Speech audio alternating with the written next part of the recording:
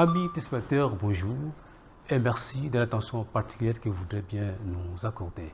Dans ce nouveau numéro de l'École verte, nous allons nous appesantir sur la journée mondiale de la radio, célébrée le 13 février de chaque année. Et pour cerner tous les contours de cette thématique si importante, je reçois Dr Isaias Barreto da Rosa, représentant d'UNESCO en République démocratique du Congo. Dr Isaias Barreto, bonjour. Bonjour. Et merci d'avoir répondu à notre invitation. Monsieur le représentant, comme vous le savez, le 13 février de chaque année, le monde célèbre la journée mondiale de la radio. Quelle est la signification de cette journée pour l'UNESCO et pour la RDC? Il s'agit d'une journée très importante, établie en 2011 par les Nations Unies. Cette journée met en exergue l'importance de la radio au niveau mondial. D'ailleurs, depuis 1945, l'UNESCO attache une importance très particulière à la radio, vu le rôle de la radio dans la promotion de l'éducation, la promotion de la culture, de la paix et du vivre ensemble. En effet, à partir de 1947, l'UNESCO a commencé à produire des programmes radio qui ont été diffusés dans plusieurs pays, des programmes radio en plusieurs langues, avec des contenus importants, notamment des contenus éducatifs, diffusés dans plusieurs langues. La journée mondiale de la radio, elle est importante parce que la radio joue un rôle clé, encore une fois de plus, dans l'éducation, dans la promotion de la culture de la paix, dans la promotion du vivre ensemble. Vous voyez, aujourd'hui, dans plusieurs pays au monde, la radio continue de jouer ce rôle très particulièrement important, surtout au niveau des communautés les plus reculées. Les radios sont très proches, la radio est très proche de la population et en ce qui concerne la programmation, la radio peut avoir une grille qui prend en compte la réalité, les spécificités de la population locale. Et donc, cette journée est une journée importante pour l'UNESCO, mais je pense qu'elle est une journée importante pour la RDC et pour l'humanité tout entière, je dirais.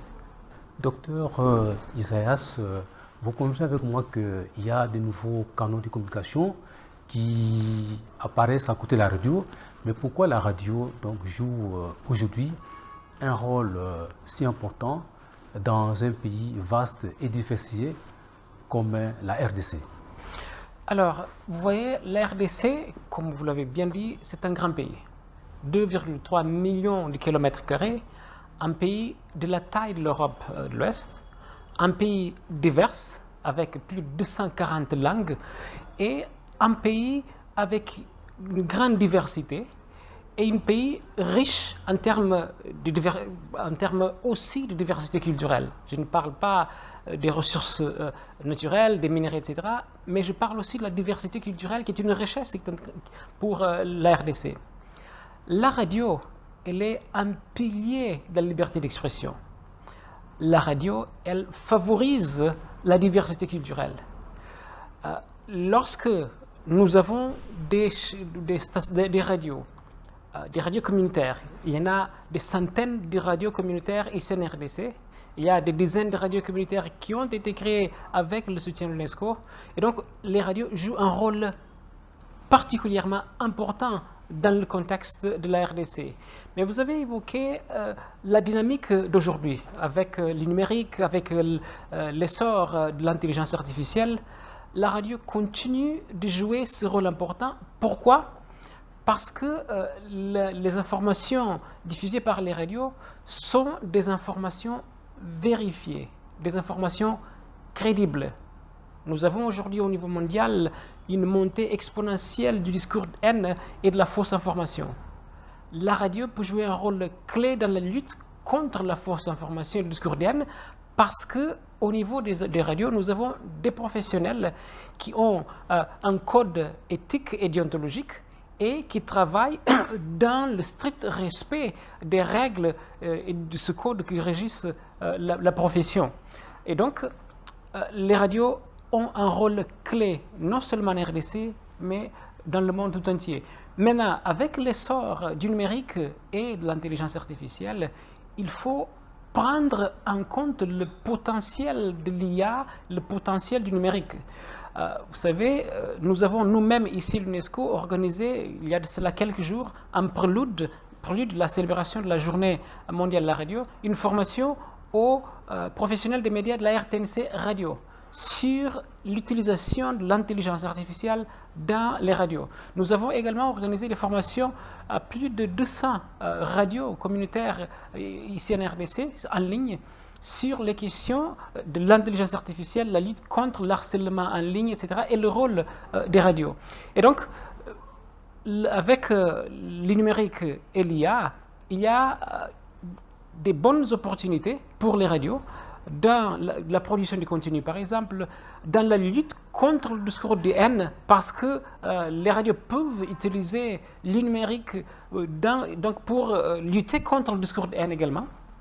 Et donc les radios peuvent également jouer un rôle clé donc dans la diffusion d'une information crédible, d'une information vérifiée et qui rassure la population.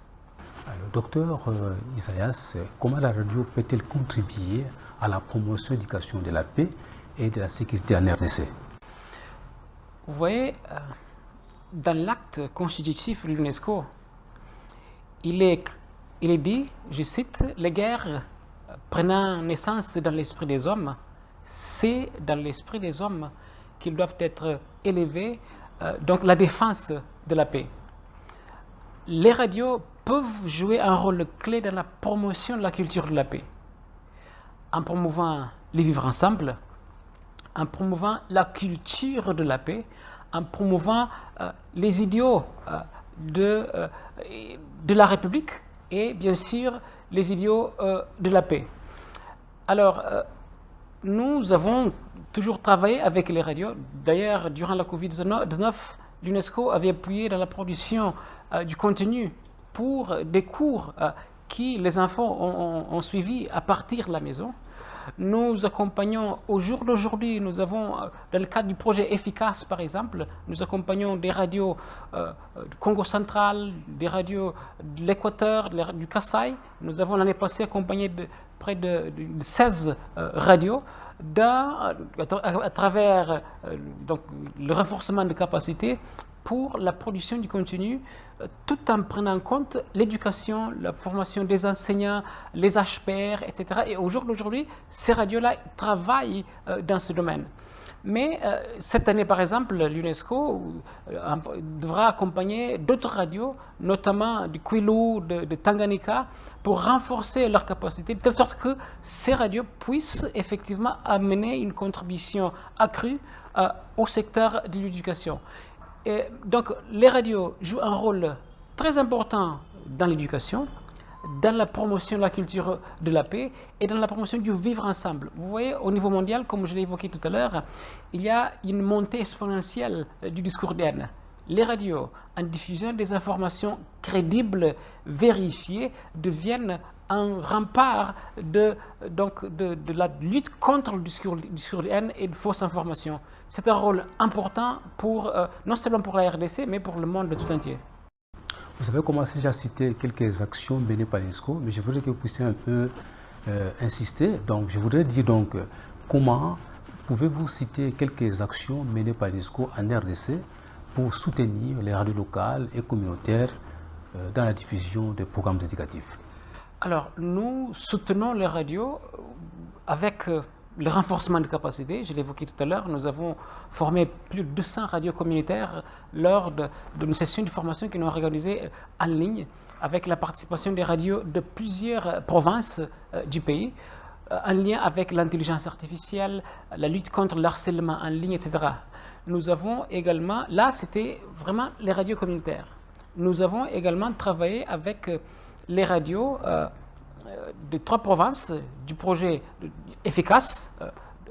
Je parle encore une fois de l'Équateur, Congo central et du Kasaï. Et pourquoi avoir choisi seulement ces provinces-là? Alors, non, en fait, bon, nous avons, dans le cadre du projet Efficace, nous avons 5 provinces, hein, parce que c'est un projet qui couvre ces 5 provinces. Et ensuite, bien sûr, il y aura,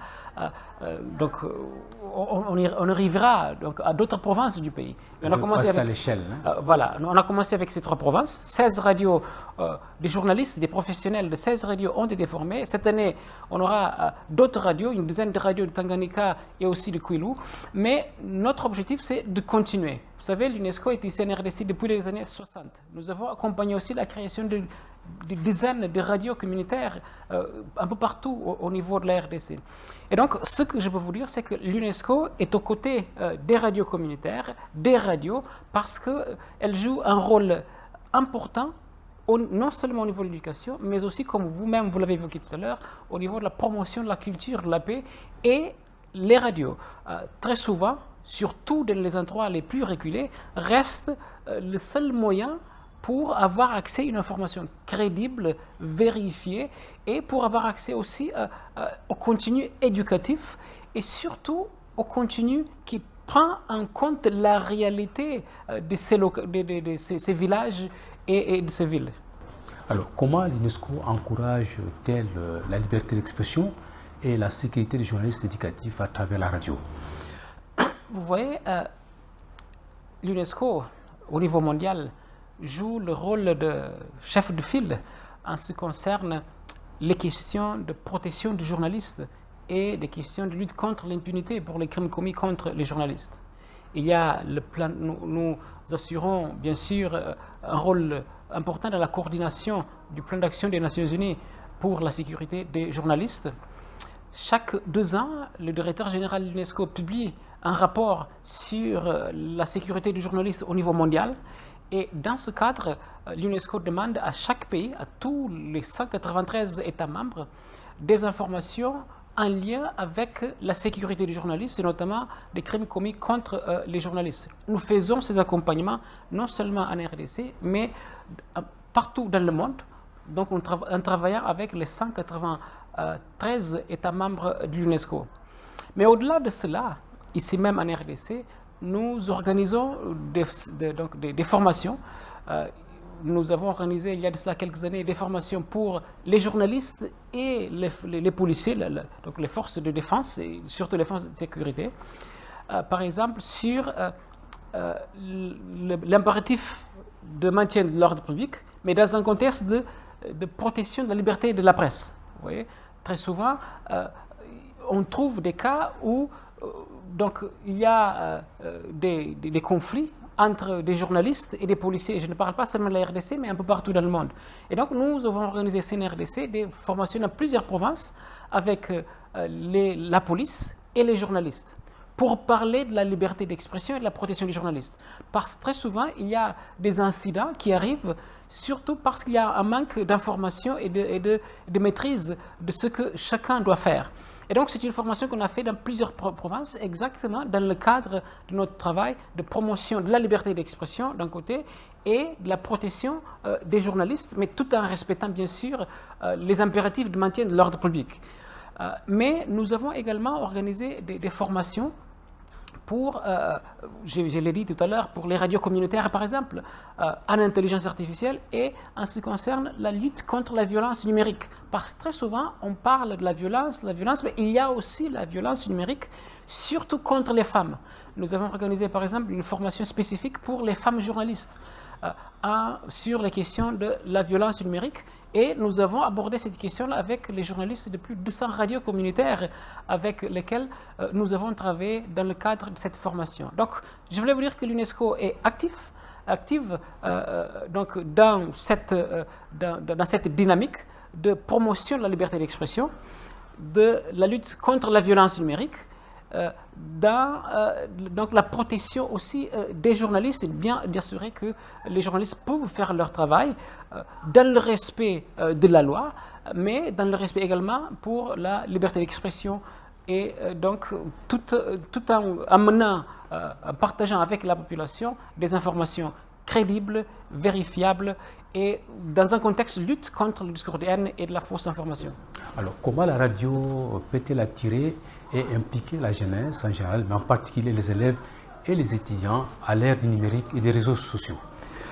Vous voyez, la radio est antérieure au numérique. La première diffusion d'audio et musique a eu lieu en 1906. Le premier ordinateur a été inventé par M. Turing et son équipe dans les années 40. Mais le numérique a bouleversé beaucoup de choses. Aujourd'hui, avec l'intelligence artificielle et surtout avec l'essor de l'intelligence artificielle générative, il y a un grand changement dans le panorama des médias au niveau mondial. Et les jeunes, bien sûr, ils accompagnent la dynamique de ce secteur. La radio peut effectivement s'approcher davantage de la jeunesse en utilisant le numérique. Là, je parle des réseaux sociaux, par exemple. La radio peut s'approcher davantage des réseaux sociaux pour publier, pour diffuser le contenu à travers les réseaux sociaux, mais la radio peut également utiliser l'intelligence artificielle, par exemple.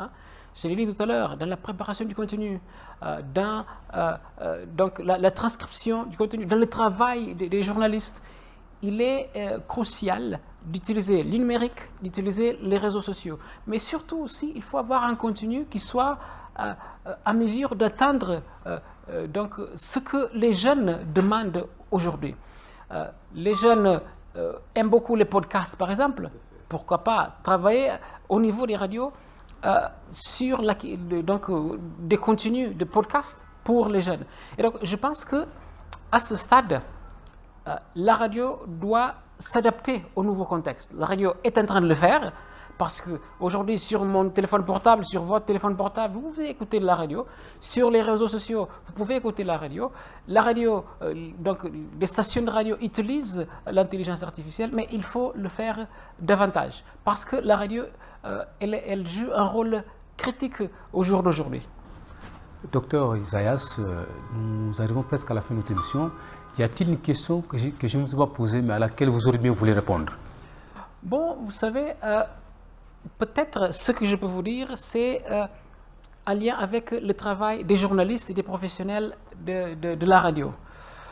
Ils jouent un rôle important. J'ai dit tout à l'heure que la radio joue un rôle de rempart, de protection de liberté d'expression et d'une presse crédible, avec des informations vérifiées, crédibles, et surtout en travaillant d'une façon très proche de la population locale, surtout dans les endroits les plus reculés. Et donc, les journalistes, les professionnels des médias jouent déjà ce rôle. Ce que je peux dire, c'est qu'il faut utiliser davantage le numérique. Il faut utiliser davantage l'intelligence artificielle au profit d'une information crédible et vérifiée. Et donc, ce que je peux vous dire, c'est que l'UNESCO encourage les professionnels des médias, notamment les professionnels des radios, dans ce travail. C'est un travail qui est un travail critique et important, notamment pour un pays de la taille de la RDC. Un message, pour terminer, un message aux élèves, enseignants et opérateurs pédagogiques qui vous suivent?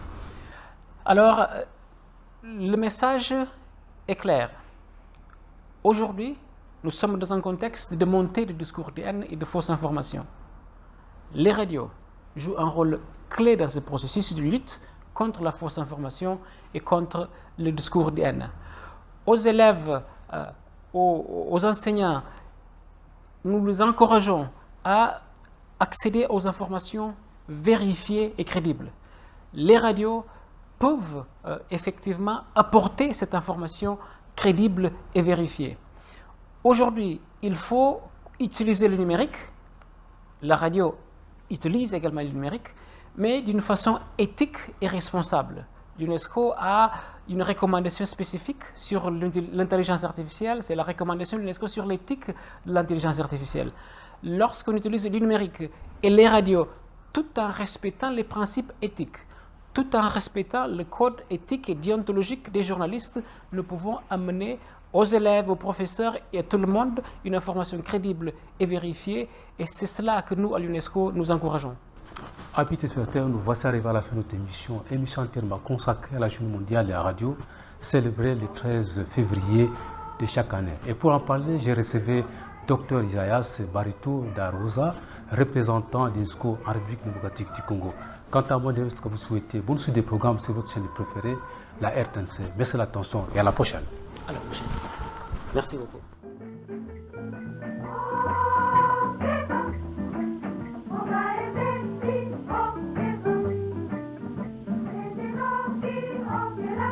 Thank you.